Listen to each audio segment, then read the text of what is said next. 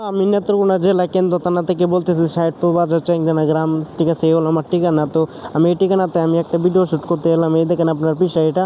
ঠিক আছে, এই ফিশারি থেকে আপনার এই দেখেন মোটর দিয়া আপনার পানি ভিজতেছে। এই দেখেন আর দিয়া মানে সব মানে খেত একেবারে সমান করে আছে এই মেঘ বৃষ্টি।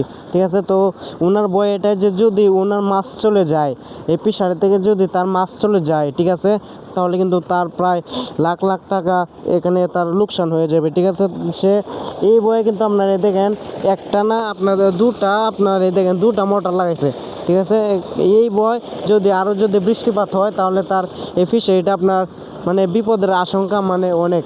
ঠিক আছে, এইগুলো ক্যাত আপনার চলে গেছে তাতে সমস্যা নাই, কিন্তু তার যদি মানে মাছ যদি চলে যায় তাহলে কিন্তু তার অনেক বড় লস হয়ে যাবে। এমনিতেও মনে হয় লস হয়েছে। ঠিক আছে, মাছ সম্ভবত যাইতে আছে। ঠিক আছে, এই দেখেন পানি আপনার এই সাইড দিয়েও গাং, আপনার এই দিক দিয়েও আবার পানি। এই দেখেন এদিক দিয়েও পানি। তো এই মাঝখানে কিন্তু এই একটা আইল আপনার পানি কিন্তু ধরে রাখতে পারবে না কখনোই। এই দিক দিয়ে আপনার পার ভাঙতেছে। এবার আপনি এই দিক দিয়েও দেখেন এই আপনার ফিশে কিন্তু পার ভাঙতেছে।